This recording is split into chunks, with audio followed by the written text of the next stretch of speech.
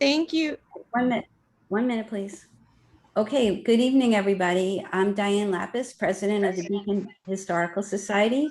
And tonight's program is called Bricktales, Stories of the Brickyards from Haverstraw to Beacon. And it will be presented by Rachel Whitlow, acting executive director of the Haverstraw Brick Museum. I'm sure that you will want to visit the Brick Museum after hearing Rachel's program. I highly recommend putting this on the top of your summer bucket list. So without delay, let's welcome Rachel. Hello, everyone, and welcome. Very pleased that you all could join us and take some time out from the Olympics to join us tonight for this fascinating talk. As Diane said, I came to the museum around 3 years ago, and I just fell in love with the story and the research as I started to dig deeper into the archives, especially during this COVID time period. And then fortuitously, I met Diane and we started talking about the brickyard industry. So I'm going to go on to the next slide. So we just went through this. Again, ask everybody to hold their questions until the end.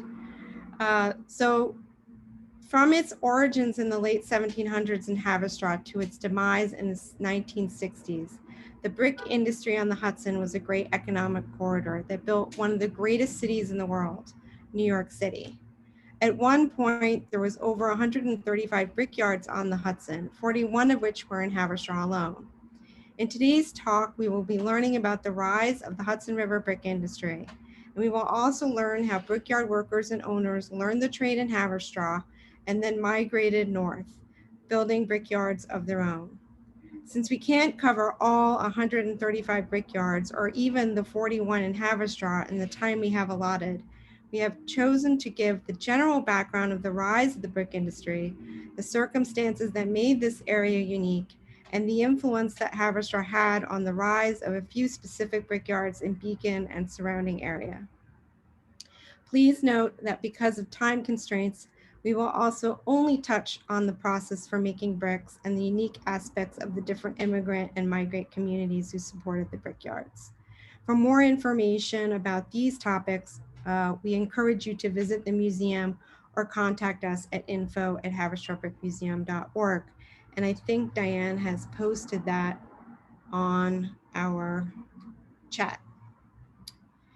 Our story begins in 1609 when Henry Hudson sailed his ship, the Half Moon Bay, up the Hudson River. And on his way back, the story goes, he stopped twice, once in Denning's Point and again in what we now call Haverstraw Bay. This was to buy supplies from the Algonquin Lenape Indians. It was from this point on that Haverstraw began to be settled by the Dutch. And one should note that at this time, the shores of the Hudson were rich with flowing reeds and straw. Some called it a New Eden, and this straw was made into hay.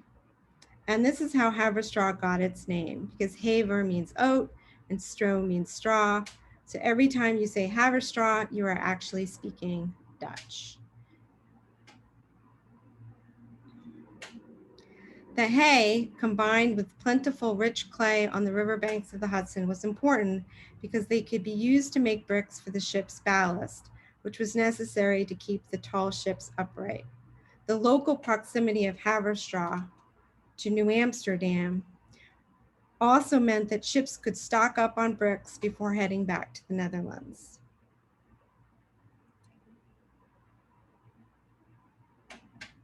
What made the Hudson Valley a strategic location for brick making? This is because of the natural geology of New York State.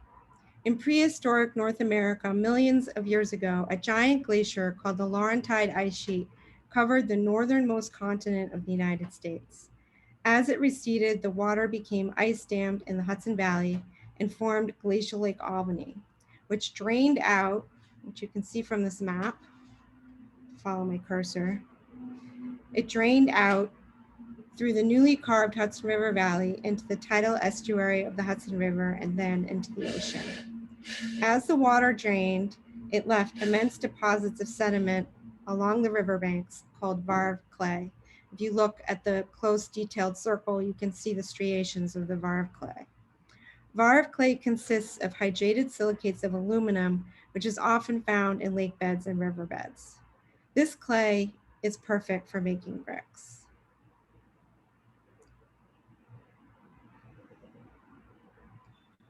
So we're going to talk a little bit about the museum and how it got its origins.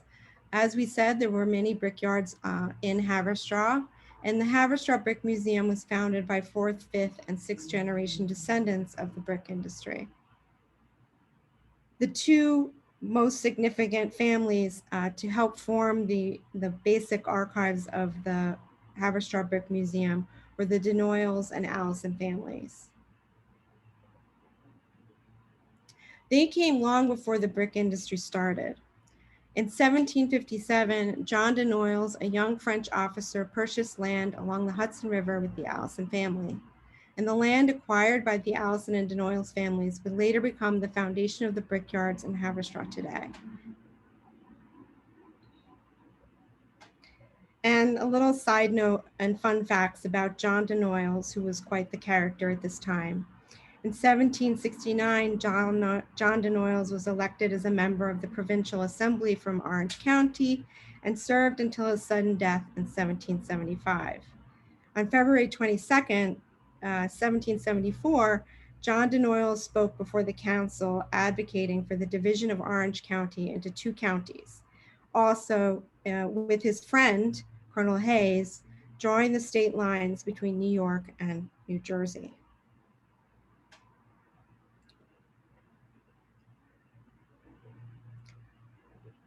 The rise of the brick industry. As we mentioned before, bricks were made in Haverstraw for ballast from the beginning, but the brick making on the Hudson didn't really take off until 1771. And it was started by a man named Jacob Van Dyke on the Denoyles property. In 1771, he began making molded fired bricks that could be used for chimneys and fireplaces. And many of the earliest brick chimneys in New York were made with these bricks. However, Jacob Van Dyke's brick-making operation was a short-lived affair due to the American Revolution, which began in 1775 and ended his brickyard operation. Haverstraw quickly joined the Continental Congress after the Boston Tea Party, and Jacob's sons both left to join the Continental Army, and brickmaking ended in Haverstraw during the war. And we do quite a lot about the American Revolution, which would be a different talk, but it's very interesting, and hopefully you'll join us for one of those in the future. In 1815, James Wood leased land from the Denoyles family and set up the first official brickyard.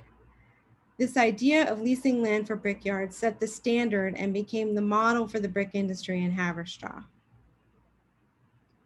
The Denoyles properties had a blue clay that was particularly sought after for its high density, which after it was mixed with sand and calm made a consistent, even red color. During this time, bricks were still mostly made by hand. And James Wood, as an Englishman with brickmaking experience, changed the way bricks were made.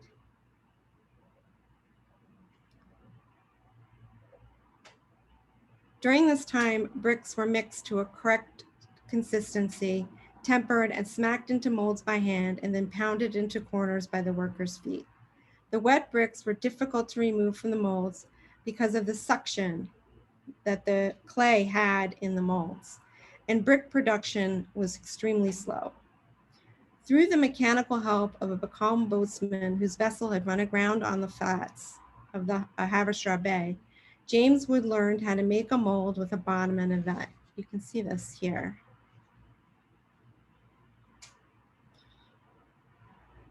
Many people ask me when we talk about brick molds,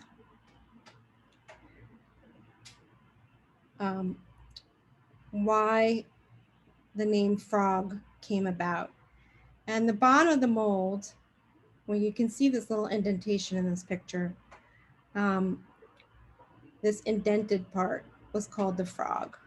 And that was where the mortar would go when you were making bricks.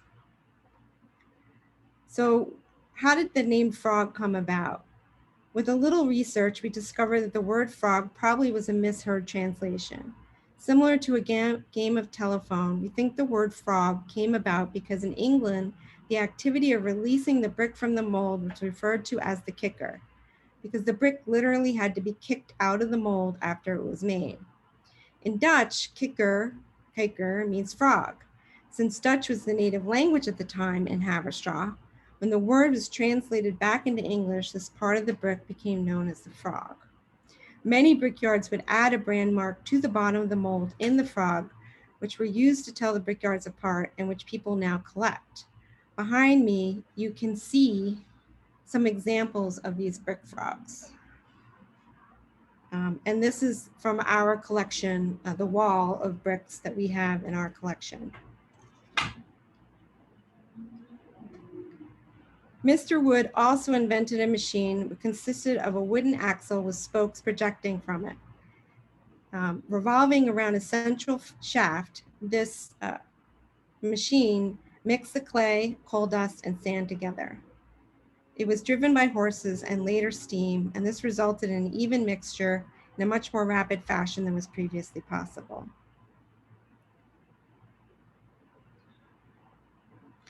Additionally, at this time, James Wood changed the formula for the ingredients for making bricks. Prior to this time, bricks were made with sand, clay, and water, which led to inconsistent quality in the firing process. From the oral histories of Anne McCabe, we have some information about the exact formula that was arrived at.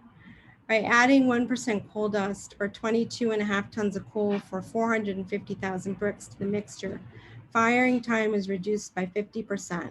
And this resulted in bricks that burned faster and were harder with a uniform quality that had never been obtained before. When we talk about the coal, it's a specific kind of coal, anthracite coal, and this is often referred to as culm, which I've already said multiple times. So that's where I get the word from.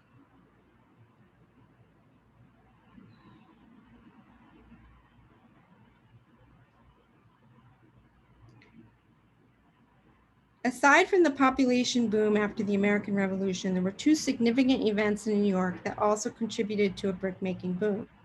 These were the cholera epidemic of 1832 and the Great Fire of 1835. The Great Fire started at 25 Merchant Street and spread rapidly as gale force winds spread the fire. Unable to reach major water sources because at that time, before global warming, both the East River and Hudson River were frozen. Firefighters were unable to staunch the flames, and the Great Fire eventually covered 13 acres and 17 city blocks and demolished between 530 to 700 buildings. This resulted in a change in building code regulation requiring fireproof building materials. And the rebuilding process of lower downtown New York proved a great boon for the Haverstraw brick industry. In the 1840s, the city also began work on the old Croton Aqueduct to bring clean water to New York City. Completed in 1848 and still in existence today, this great public works project was almost entirely made of bricks from the brickyards in the Hudson Valley. There were also several inventions at this time that made the growth of the industry possible. The first one was in 1849 when George H. Corliss patented the Corliss steam engine. The valve system of the Corliss steam engine allowed for a precise control of steam admission into the piston cylinder, which increased the efficiency of the steam engine and used less fuel than previous existing engines. It was also easily adapted into the brick manufacturing process. Formerly horse-driven mechanisms could now be converted into steam process and increase production. Haverstraw Brickyards adopted this technology widely, using the Newburgh Corliss steam engine to run and operate their brickyards. One of the best examples of this was the Peck Company at Haverstraw, which utilized a 120 horsepower Newberg coreless engine that was used to harness a continuous drive shaft to run the steam from the centrally located steam engine buildings out to the remote tempering pits and brick machines. The second big invention was in 1852, when Richard A. Vervallen used his machinery and ironwork expertise to invent and patent the Vervallen automatic brick making machine. From at the top of the machine, you can see here, if you look at my cursor, the crankshaft. That crankshaft could easily be connected to the coreless steam engine. Vervallen's first order was for 150 machines, which led to expansion and eventually export around the world. I mean, though this is the case because we have received calls from as far away as London asking for information from the museum about this machine. Richard Vervallen was born on October 4th in 1818, and in 1848 he returned to Haverstraw. He was actually a stove and plow manufacturer. And his invention came from watching the workers coming up from the brickyards to make, and he said, oh, there has to be an easier way to make bricks. Workers began in the brickyards at a very early age.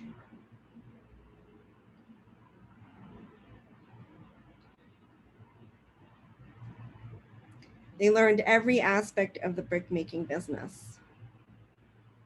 By the time they were 18, they could run their own brickyard. You can also see this from the photograph that there was a diverse integrated crew of workers of all ages, backgrounds, and ethnicities. Immigrants would come from Ellis Island and were told by the intake officers to go up to Haverstraw. There were good paying jobs and housing. On one talk I gave a few months ago, a guest narrated a fantastic story. She said that her family got off the boat and the intake officer saw their last name and said, oh, I know your family. Your family is up in Haverstraw. So our family went up to Haverstraw. And even though the particular cousin they were looking to meet was not in Haverstraw, the cousin was in Brooklyn at the time, she found a whole bunch of relatives she didn't even know she had. Well, her great-grandparents found relatives. Not all immigrants were treated well when they arrived. While everyone worked together relatively harmoniously in the brickyard, everyone went home to their separate, segregated neighborhoods after. And several of the descendants have told me stories about this in Haverstraw.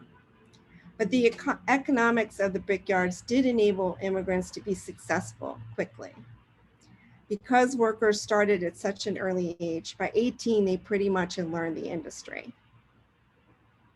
A perfect example of this is the Malley Brickyard.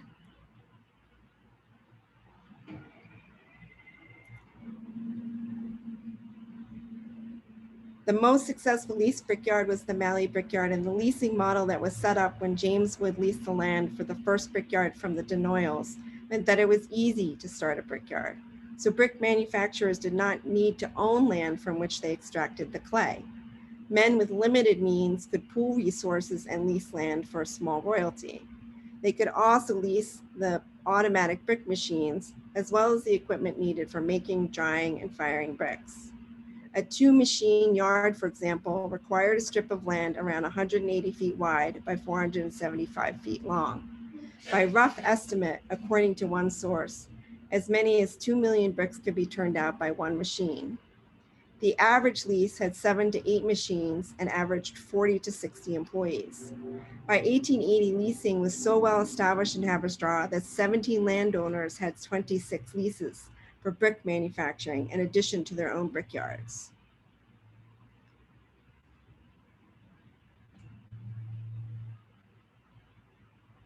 The Malley family was quite entrepreneurial, maintained a very neat, tidy yard, according to one source, and a large integrated workforce. And they eventually expanded through cousins or descendants to additional lease lands from Haverstraw Clay and Brick Co. in West Haverstraw. By 1883, with over 41 brickyards producing over 300 million bricks a year, Haverstraw becomes the brick-making capital of the world. During this time, over 2/3 of nearby New York City is built with Haverstraw bricks.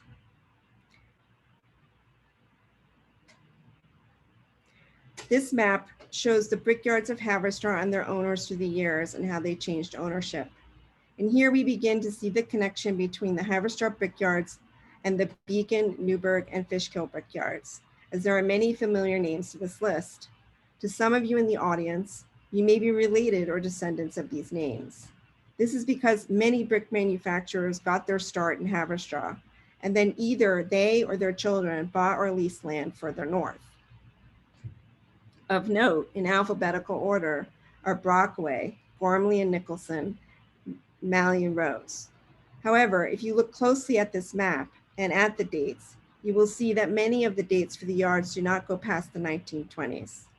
This is because the success of the Haverstraw brickyards was also their undoing, as the Haverstraw brickyards began to run out of clay, and as they dug closer and closer to the riverbanks, we had a horrible event causing the Great Landslide of 1906.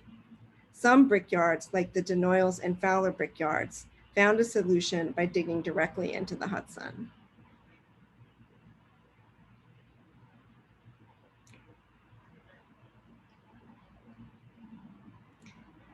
So here we have an example of a coffer dam in this photograph. The coffer dam was directly adjacent and below the water level of the Hudson River. It was accomplished by constructing a continuous barrier to deny the entry of the river water. In the spring, the Hudson was pumped out of the area through steam-driven pumps, and in the winter, the Hudson was allowed to flow back in and freeze. This process of digging clay for bricks directly out from under the Hudson River had two major benefits. According to a conversation I just had with one of the descendants, Griff Denoyles, the land under the Hudson was free. There was no regulation, and you could just dig as much as you wanted. But the constant thawing and freezing of ice caused instability in the sedimental layers of the clay banks. And in 1902, cracks started to appear in the streets of Haverstraw.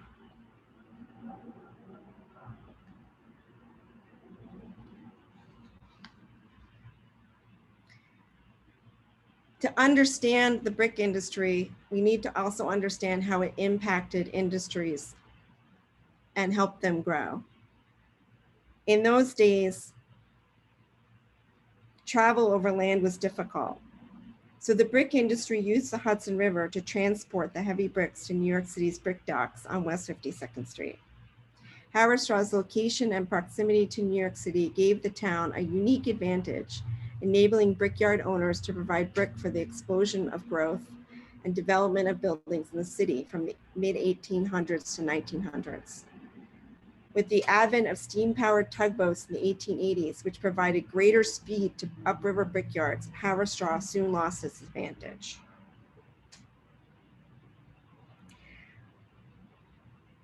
Many new shipping, towing, and boating companies sprang up as a result of this. The Cornell Steamboat Company and Shamrock Towing Company were the largest towing companies in the late 1800s. By 1884, in order to compete, Haverstraw brickyards invested heavily in steamboat barges of their own to bring bricks to the New York docks on 52nd Street. The brick barge usually had a crew of 6 men for unloading the bricks at the dock. This was supervised by the captain and his family who lived on board the barge. Barges frequently left the brickyard with no defined market price for the bricks that were to be sold. It was up to the captains to negotiate the best price for the bricks. Captains were usually either co-owners of the barges with the brickyards and earned a percentage of sales for the cargo they carried and sold on behalf of the brickyard owners. Certain captains, like the Brophy brothers, were quite famous for their negotiating prowess. And Within These Gates by Daniel Denoyles, the author recounts the auctioneer verbal wheeling and dealing of the brick captains. However, in 1910, this live-aboard lifestyle was forcibly ended when the New York Stevedore Union merged with the Dockside Brick Workers Union.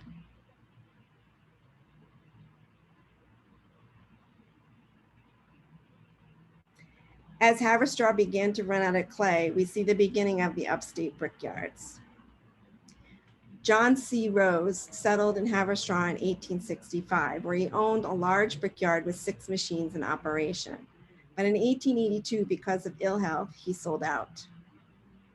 But he still very much had the brick making bug. So in 1883, he moved his family to just north of Newburgh on the Hudson River, where he purchased a large tract of nearly 300 acres. And he formed the company Rose & Co. with his 2 sons. Rose & Co. was a hugely successful yard with 16 brick machines.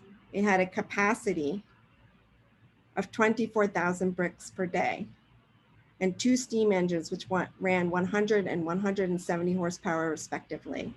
In the first years of operation, about 40 million bricks were turned out of the factory annually, a large number of them being shipped to New York City by barge. And here we see the intersection of the Hudson River Highway and the innovation of the brick industry owners. John C. Rose is credited with introducing a deck shipping method that connected multiple brick barges together in a long chain of barges. According to George Hutton in his book, The Great Hudson River Brick Industry, this new method of transporting bricks made it possible to carry as many as 600,000 bricks in a single load. This change, in combination with the extensive space his new open yards had for drying and producing brick, created huge competition for the Haverstraw Brickyards.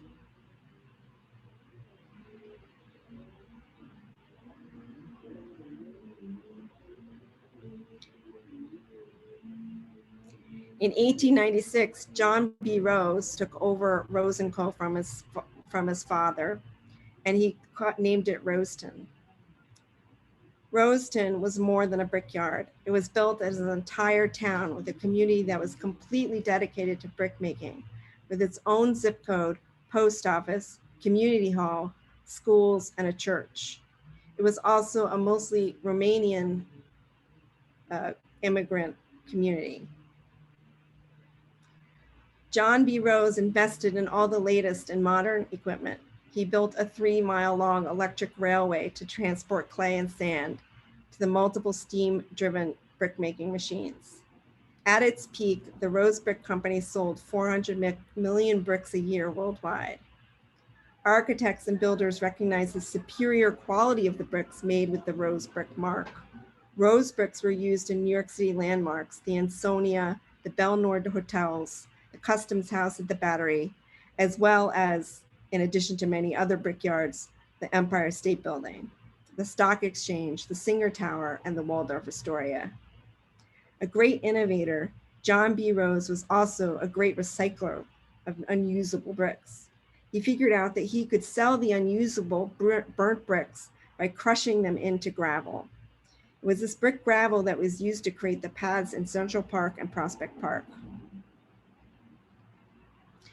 And we have some really extraordinary oral archives about Roseton and what it was like to live in Roseton. Here's a fantastic quote about the childhood of Mildred Ducharme Guerin. She talks about what it was like to live there. She talks about a man who came around with a horse and wagon once a week. It was a little store. Everything that you needed was on the wagon. And he'd take your order and bring it the next week.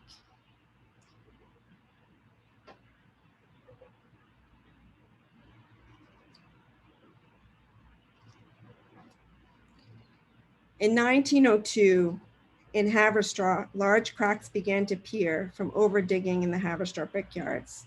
From this photograph of nearby tenant, this is tenant housing, you can see for the workers. There's already the beginning of small landslides, and you can also see the striations of the sedimental layers of clay and how they're starting to separate, fold, and collapse. So you can see the deterioration of the sedimental layers. In 1906, this catastrophic landslide happened in Haverstraw. This was created by the overdigging and lack of environmental regulation. A large section of the town fell into the Hudson River and resulted in the tragic loss of 19 recorded lives. We say 19 recorded lives specifically because I found the previous photograph, which documents the, I'm going to go back, which documents the tenement housing. These houses, I have not found any photographs of after the landslide. So we think a lot more people died than were actually recorded. From this map, you can see all the circles of the areas of the buildings that fell in.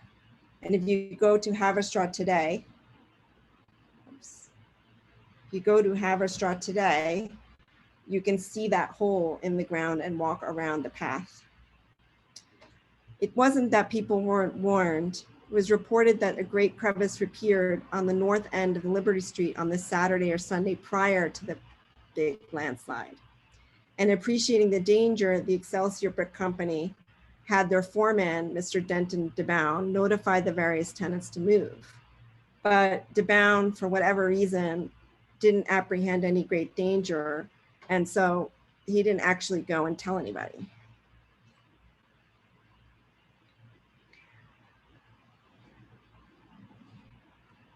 So the landslide really marked the beginning of the decline of the brick industry in Haverstraw, and many brick owners and workers migrated north.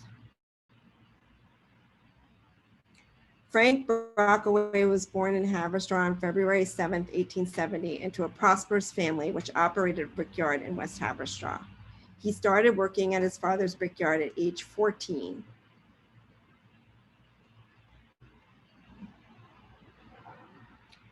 And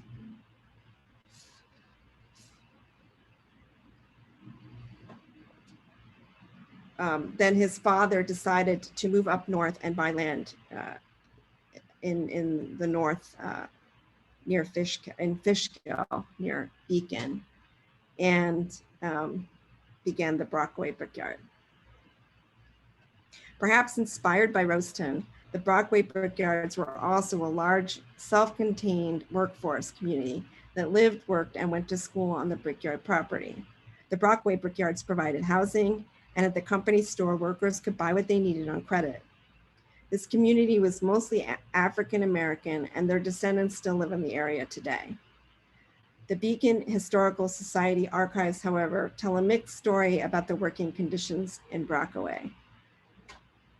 The housing was a little bit stinky, and there were often wage disputes and injuries. In 1890, workers missed 7 days of work coming back from an increase, and they only came back for an increase for an extra $1.25 per day. The files of lawsuits in the archives are deep and an interesting read. Documents record lawsuits of the workers against the owners for injury because the machinery was being run at too quick a rate. Brockaway also seemed to have difficulty collecting money for the bricks that they sold and shipped. For example, in June of 1902, they brought suit against John T. Allen Co. because they shipped 311,000 brick and were not paid fully for that shipment.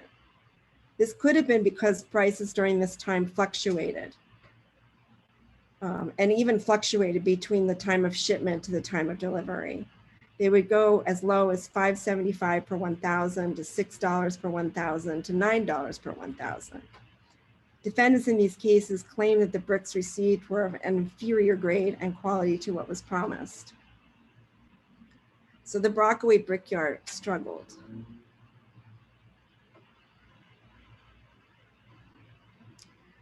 With the crash of 1929, the Brockaway Brickyard were forced to remodel, and they were restructured and remodernized. And they borrowed $800,000 in capital for new machinery. They were ambitious with a projected output of 200 million bricks a year versus the 50 million made previously. But I think it was too little, too late. And in 1931, Brockaway went into receivership, and the property and 3 brick barges, which were also included from the Plum Point, where the original Brockaway Brickyards were all put up for auction. And Frank left the brick industry and became the commissioner of jurors in 1931. And this brings us to Dennings Point. Many of you already know the story of Dennings Point and how it's got its name from the Dennings family. What you probably may not know is its multiple connections to Haverstraw. The land of Dennings Point was purchased by William Denning Jr., who was the son of Adjutant General William Denning of General Washington's Army. According to the records, William Denning Jr. often visited Dennings Point, then known as Prexskill. And according to the recollections in the Beacon Historical Archives of Mrs. Van Rensselaer, William Denning married Catherine Smith, daughter of Thomas Smith, in 1794. It was Thomas Smith's brother, Joshua Het Smith, who conspired with Benedict Arnold to hand over the plans for West Point. It was during that time that William Denning was living with his wife, Catherine, at Grassy Point in West Haverstraw. Shortly thereafter, the Dennings moved to a place called Beverly in the Highlands, just opposite West Point, where they remained for 2 years. It was at this house that Benedict Arnold was taking refuge when tidings of Andre's capture reached him. On receipt of the news, he asked to be excused from the dining room table, kissed his wife goodbye, and fled to the river.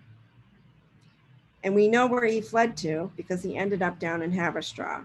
And in Haverstraw, every year we do an annual event at the museum about this happening to commemorate the anniversary of Benedict Arnold's treason. We invite you to join us. It's a lot of fun. William Denning II bought Dennings Point in 1821, but it was not until 1881 that Dennings Point became the brick manufacturing plant and began under the leadership of Ramsdell Homer to create a brickyard. Ramsdell took over the ownership of the point after a mortgage he had accepted issued by the Boston, Hartford, and Erie Railway fell through.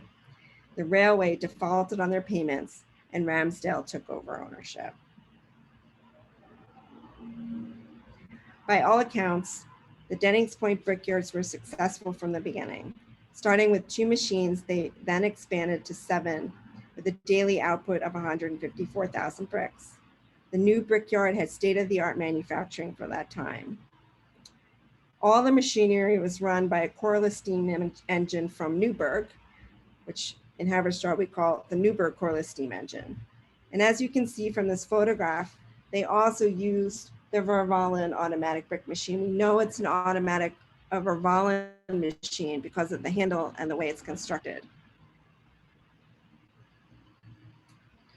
In 1906, they also modified from the open yard system common with upstate brickyards such as Royston to a pallet yard system, which had become the signature yard style in Haverstraw. And you can see this also from the picture because they're putting the bricks onto the pallets here.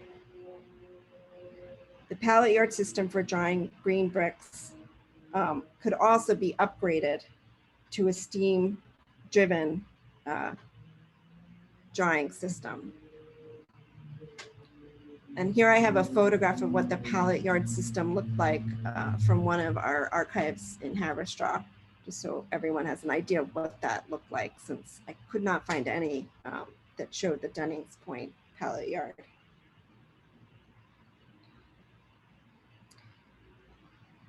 In 1925, the Ramsdale Trust hired another Haverstraw native to run the brickyards.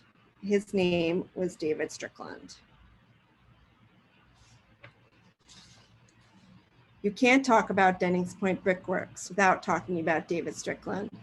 Born to a poor family in 1883 in Haverstraw, Strickland began working in the brickyards as a teenager instead of finishing high school. And this was typical for the Haverstraw brickyards.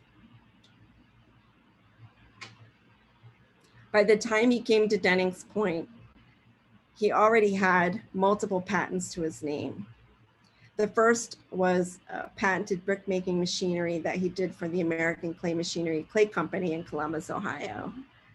The second was a steam dryer system where he used the pipes that normally go underneath the pallet yard and support the pallets to drive steam through.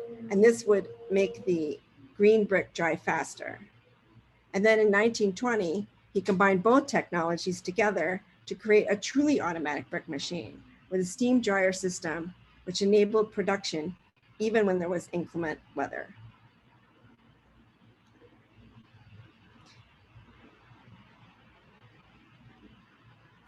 According to a Beacon Journal in 1927, Strickland completely reorganized the yard, creating a new layout modeled on his innovative building system, using these two new automatic brick machines to replace 11 machines that had been used previously. Just one machine could produce 100,000 bricks per day per shift. And Strickland put the brickyard on a 2-shift-a-day system, pushing the production yield higher to a daily output of 400,000 bricks per day. This was a huge change to the industry. Strickland also constructed 2 railway spurs to run directly into the middle of the brickyard's drying shed, a detail which made it significantly easier to transport efficiently loaded bricks while in the brickyard. While the peck yards used trains to move their bricks to their docks in Haverstraw, Dennings Point was one of the first to really take advantage of other methods of rail shipment. These changes that Strickland made quickly put the Dennings Point brickyards at the top of the brick industry. More inventions soon followed, such as the brick railway cart shipping container and the jumbo oversized brick, which cut the time in half that it took for a mason to lay bricks. Here we have a photo of this jumbo sized brick from the archives. However, the jumbo brick also was Dennings Point's undoing, as it took so much clay to make them. Dennings Point ran out of clay. And in 1939, they bought the old Brockway brickyards and modernized them. This kept the brand going until pretty much around World War II, the beginning of World War II. And even though the bricks were no longer made at Dennings Point, they still had the Dennings Point brand. Dennings Point did not provide housing for the workers, but workers were encouraged to take up residence in Beacon and were given bricks to build their own homes. Today we see brick buildings all over the Hudson River towns using burnt, leftover, misfired bricks. And here we see some photos that were donated to me by the family of my colleague, Joanna Dickey, whose grandfather worked in the brickyards in the Beacon area. And you can see here that he's made his own house in 1951. And one of my favorite things to do is to walk around all these towns and take photographs of all the beautiful buildings. To me, the Hudson River Valley is a brick museum, much larger than our little brick museum in Haverstraw. So this concludes our talk for today, and I hope you have enjoyed it. I have many, many more stories to tell. So we hope you'll visit the museum in Haverstraw and enjoy meeting some of our members as we talk about the brickyards. Rachel, that was really wonderful. Thank you so much. At this point, we're going to open it up to questions. If anybody has any questions, please put it in the chat, or you can call out. Oh, Rachel's getting off. Okay. I'm going to ask you a few, if I may. You mentioned that you were, when you first started, you were learning about the Haverstraw Brick Museum, and then realized that it's not in isolation, that it's all about the Hudson River Valley. Can you talk about that? The interrelationships? Yes. So one of the things that I think is particularly interesting is the story of how the immigrants as workers moved around the brickyards, around the Hudson Valley, and how in one generation, they could economically become self-sustaining. And, you know, maybe they would lease for a very little bit of money, one brickyard, you know, one brick machine and some space. And in one generation, they already had the money to buy land. And so when I started to understand this economic pattern, because it was an economic pattern of how brickyards sort of built on top of each other, it became fascinating to then track how people moved into different communities. And I'm still researching it. I mean, I think I might be researching this for the next 10 years. For sure. Can you talk about the Click a Brick project that you're doing? Oh, sure. So the Click a Brick project is, as I mentioned, in 1835, there was that huge fire, and this changed the insurance laws for New York City. And because of that, New York has the insurance archives of every building that was ever built in New York City that was built with bricks. So the Click a Brick project is connecting the receipts from the sales of the bricks to the contractors in New York, which are documented in these insurance archives. And as we start to document those receipts, we will be able to tell exactly which buildings in New York City were built with which brickyards. So far, I'm only 3 brickyards in, but I'm hoping that, you know, over time, we'll get to have over all 135 brickyards. And you can find the Click a Brick on the website, correct? Yes, yes. Okay. Okay, we have a question from Adrian. She says, thank you, Rachel. Is there a way to recognize today whether a house is made of brick versus wood if you cannot see the bricks in the facade? We were talking about this, my colleague and I were talking about this the other day. In the 50s and the 60s, many of the houses were covered with vinyl or wood shiplap, and unfortunately covered up the bricks. But if you can pull away just one or look underneath, you can see if there were bricks that were there. You'll see that because the walls are thicker. You might also, sometimes if you put your hand against the wall, you can feel if it's cool, because bricks are naturally able to, you know, if it's hot out, they stay cool, or if it's cold out, they keep the heat in. So they have these thermal properties.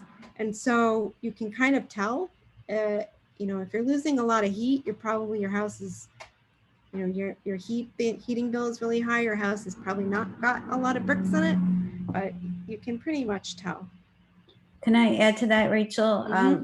The insurance maps, the Sanborn insurance maps, will sometimes note what the buildings are made out of. For example, the Beacon Historical Society is covered with some kind of stucco, but on the early insurance map, it says it's listed as a brick structure. Right. So right. Underneath that, that horrible stucco is a beautiful building made out of brick. Right. So and the that's insurance map can help you. Yeah, and that's the case also with the Click a Brick project. So for example, when you talk about some of the buildings that were made with bricks, like the Astoria Hotel, they would cover, the inside was made with Haverstraw bricks or Hudson River bricks, but the outside could have been made with marble. You know, they would have marble over it. So like the Tiffany building is an example. The Natural History Museum was made with Hudson River Valley bricks, actually, and then covered with brownstone.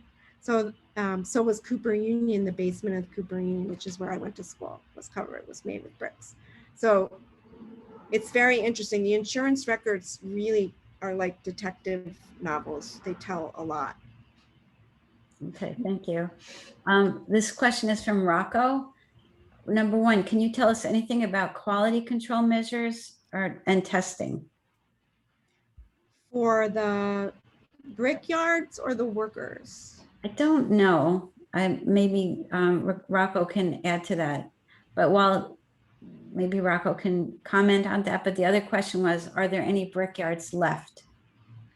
The answer to that question is no.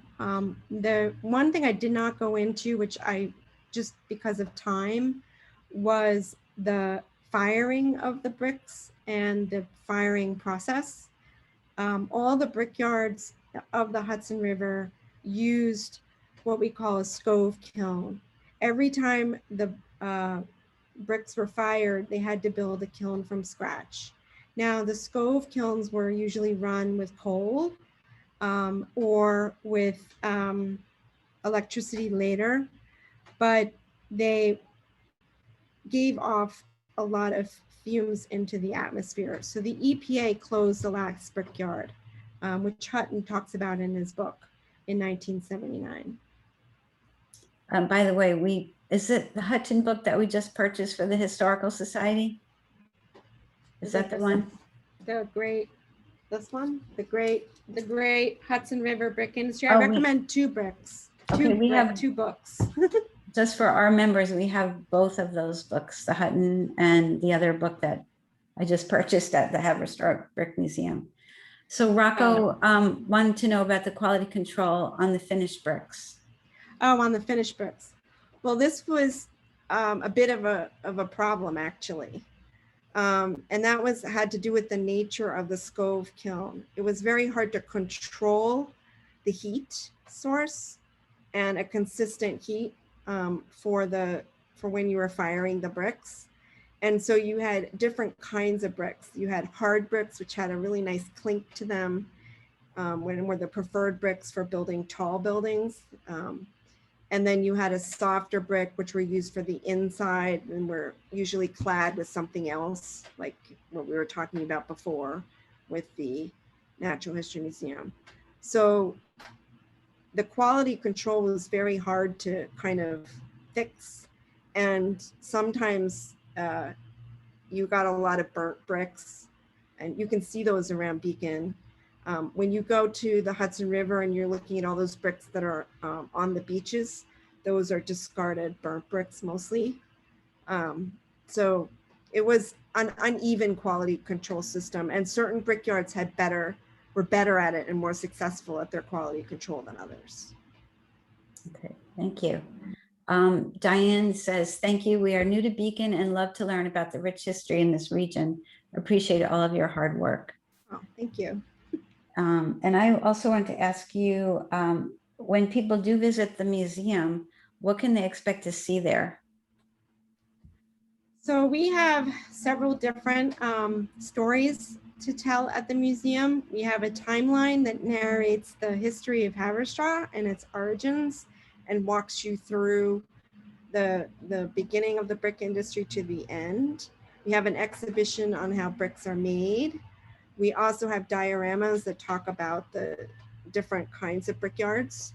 And then we have our fabulous brick wall with all the different brickyards. It's more than just the brickyards of Haverstraw. We actually have, I think, almost all the brickyards of the Hudson River Valley. Okay. And you also have the amazing three-dimensional diorama of the landslide. 1902 landslide. Yeah, 1906. Sorry, 1906. Okay. What did I want to ask you? Oh, I know you came to visit us at the Historical Society. Have you visited other historical societies up and down the Hudson River to learn more about their brickyards? Yes. And I haven't gone to all of the ones that I would like to go to. So if you're on this webinar and you are from one of those historical societies, please reach out to me, because I'm taking road trips over the summer. One of the really great archives for the brick industry is the Rockland County Historical Society, as well as the Beacon Historical Society. The Rockland County, so as we talked about, we have the Denoyles family. The Denoyles family, Daniel Denoyles was the historian for Rockland County. So he left his archives to both the museum and the Rockland County Historical Society. The Rockland County Historical Society also has all the Peck brickyard information, which is really dense and deep and very fascinating. Okay, we have a question from John. Are there any drawings or layouts of the Dennings Point Brickyards in either BHS or the Haverstraw Museum? So I found drawings for the original Brockaway layout at the Beacon Historical Society. I did not see any for the original Dennings Point Brickyards, and I think that's because they changed so many times. You know, they went from being a sort of more Haverstraw style brickyard to being more modernized, and they were constantly taken down and put back up again. So I didn't find any at the Beacon Historical Society. They might be somewhere else, but I haven't found them. There was one document that you were looking at. It looked like a deed, and it had this pull-out map. What was that? That was the deed of the land, but it didn't like show the Peck Brickyards. We have actual formalized pencil drawing renderings that they drew of how they were going to lay out the yard and everything, which you don't have. Brockaway does. You have Brockaway's version of that, and all the brickyards along where Brockaway was, but not Dennings Point. Okay. All right. Is there anything else? There aren't any other questions. Are there? Is there anything else you'd like to add before we go, Rachel? Just that I think it's very exciting that you have a new, I hope you have a new perspective when you walk around the Hudson River towns and you look at all the different brick buildings and the different brick bonds. And when you look at them, look at the colors of the bricks, because the colors of the bricks are from different brickyards. And you can kind of tell which brickyards were which buildings by the colors. So it's a historical narrative that's very interesting. So I hope you all appreciate the Hudson River towns and New York City in a new and different way. And please come and visit us at the museum. And what are your hours there, Rachel? Our hours are by appointment anytime, and Monday through Friday. And on Saturday and Sunday for the summer, it's 1 to 3, and then in the fall, it'll be 1 to 4. Okay. I did have one question when you were talking about the colors of the bricks. When did they start putting the names on the bricks? For example, the Beacon Historical Society building was built in 1840, and the bricks do not have any names on them. So I don't know why your bricks don't have any names on them. It might be that it was from a brickyard that hadn't really branded itself yet, or that it was made with leftover bricks. But putting the name brands on the bricks started with the Denoyles. So we have pretty old bricks that go back, you know, to the early 1800s. And even older than that in our collection. Interesting. One more comment from Lorraine. Great job, Rachel. Thank you. You've given us a new way of looking at the buildings around us.